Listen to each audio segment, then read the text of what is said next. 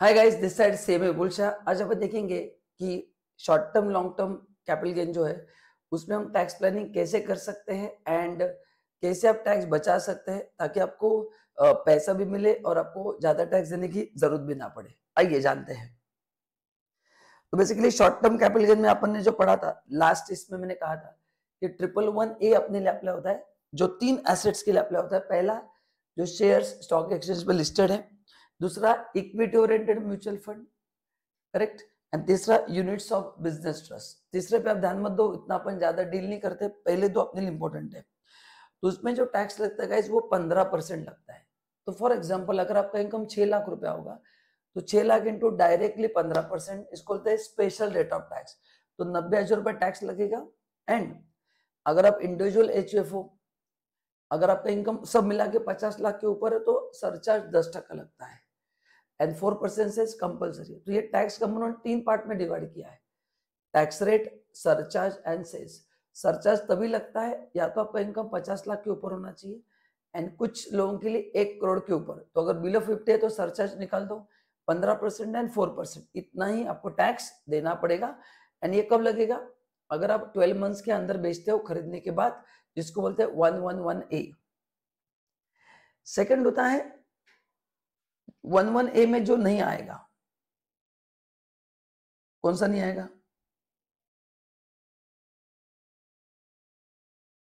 देखो, ये मैंने आपको बता दिया।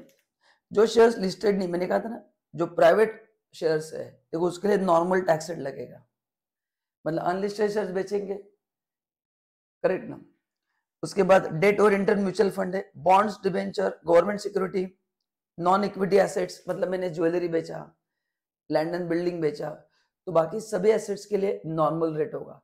तो जो 111A में आते हैं जहां पे एसटीटी पे होता है, जो स्टॉक एक्सचेंज पे लिस्टेड होके ट्रांसफर होते हैं, तो उसपे 15% आएगा। बाकी जितना भी आपका शॉर्ट टर्म गेन है उसके लिए नॉर्मल टैक्स होगा। तो आप घर बेचो, ज्वेलरी बेचो, other debt oriented mutual fund sale करो, आप कोई भी एसेट बेचो, है ना, नॉन लिस्टेड शेयर्स बेचो, तो उस पर टैक्स रेट नॉर्मल लगेगा।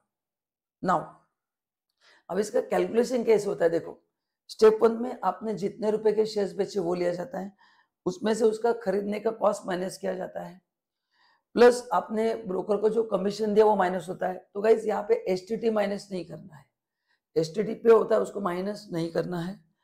एंड अगर आपने कुछ इंप्रूवमेंट किया, अभी इंप्रूवमेंट तो शेयर्स पे होगा नहीं, बट मैंने बिल्डिंग लिया था, मैंने बिल्डिंग के ऊपर और एक फ्लोर ऐड किया, उसको बोलते हैं इंप्रूवमेंट।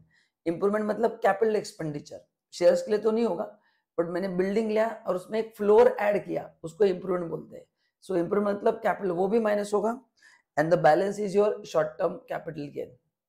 अब इसमें टैक्स कौन कौन बचा सकता है? ये मैंने कहा था कि अगर आपका एज 80 एंड अबव है, 80 एंड अबव जिसको बोलते हैं सुपर सीनियर सिटीजन, तो 5 लाख तक आपको कोई टैक्स नहीं देना है, इंक्लूडिंग 111A वाला इनकम हो या कोई भी इनकम हो, आप तो 5 लाख टैक्स नहीं देना है।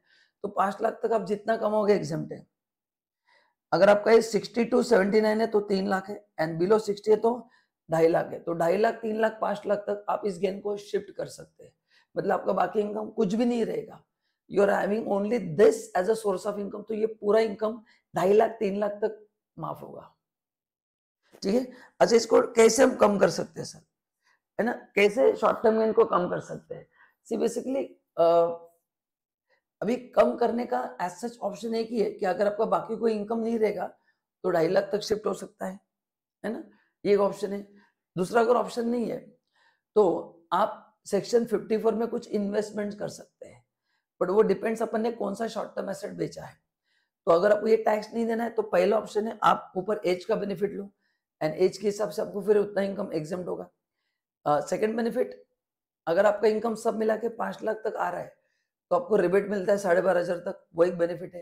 तीसरा, you can buy different different assets to save the tax. And चौथा, अगर आपको किसी शेयर्स में लॉस हुआ है, किसी में फायदा हुआ है, तो आप उसको सेट ऑफ कर सकते हैं। तो ऐसे मैंने आपको 4 तरीके बताए टैक्स प्लानिंग के, जहां पे लीगली आप एलिजिबल हो, you can adjust the losses. And ऐसा हो सकता है कि मेरे लॉसेस बहुत ज्यादा है, तो आप उसको कैरी फॉरवर्ड करके आने वाले 8 साल में भी आप उसको एडजस्ट कर सकते हो। So these are the 4 tips जहां से आप आपका शॉर्ट टर्म कैपिटल टैक्स कम कर सकते हैं। तो वीडियो अच्छा लगा तो लाइक जरूर करना, हमारे चैनल को फॉलो करना एंड फ्री में डीमैट अकाउंट ओपन करना, hit the link given below. तो guys thank you so much, जल्दी मिलते हैं अगले वीडियो में। Thank you.